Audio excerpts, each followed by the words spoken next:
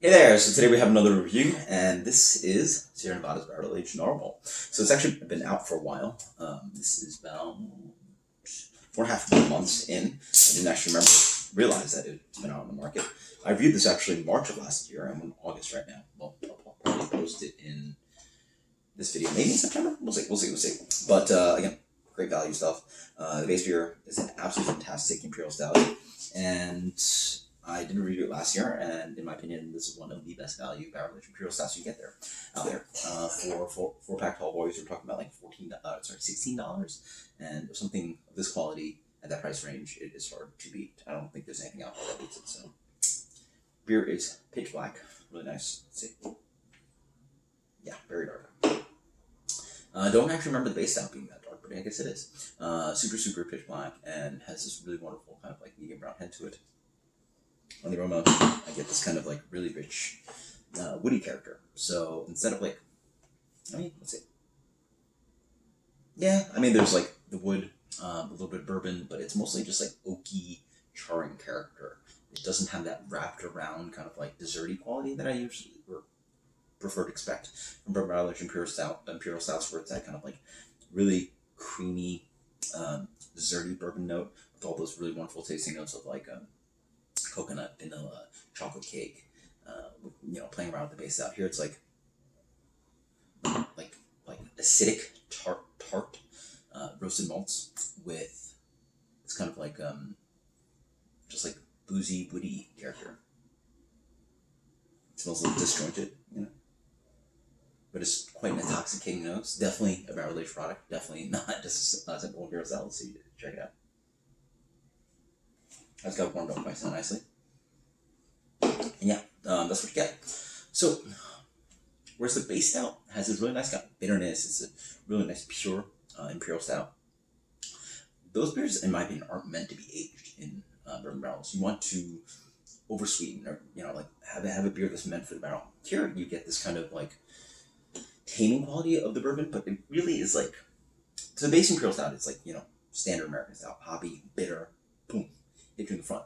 And what you get when you have the bourbon character comes in, it has this kind of like clashing character that I sort of get. It's like boozy and bitter, which is not something I think most people want. So what happens is that along with the bitterness and that kind of boozy note, it ends up drying the beer even more. I suspect, maybe I don't know about even more, so I'd have to have them side by side, but what you want, at least what I want from bourbon barrels, is this lusciousness and this kind of like aftertaste and this like longevity of the flavor on the palate. Instead here it's a little snappy and sort of hits with bitterness, and it's like, so it's like a whip, hits you with flavor and just like sort of, backs off, and it's just like, a little too intense. Versus you instead want this kind of like lingering sweetness and character on your palate. In general, the beer has this kind of bitter roasted quality to it. It's cocoa nib. It's bittersweet chocolate, so it's super dark chocolate, bitter throughout, maybe a little bit of espresso, char. Not a char for the barrel, but also char from the roasted malt. Again, nice kind of warming heat that hits down. And then there's a really noticeable kind of ethanol that sort of like dries out the palate. And this beer sits at right under 12 versus like Bourbon County's like 14, which really has a big richness to it. But the silkiness and the mouthfeel and the residual sweetness of that beer and the complexity of the desserty flavors is so different from that kind of just rich smack of alcohol. It sort of dries out the beer, and you taste the alcohol. It's not only just a warming sensation, there's a breathing sensation like you just took a shot on your mouth. And even then, there is obviously a solid residual sweetness, because I taste the lip smacking quality. There is a good amount of sugar left in this beer, but I think it's not enough, and how they age it. As I wait more, I get this kind of nuttiness that comes in. It's almost like a dark chocolate peanut butter pie cake thing going on. It's quite roasty, quite intense.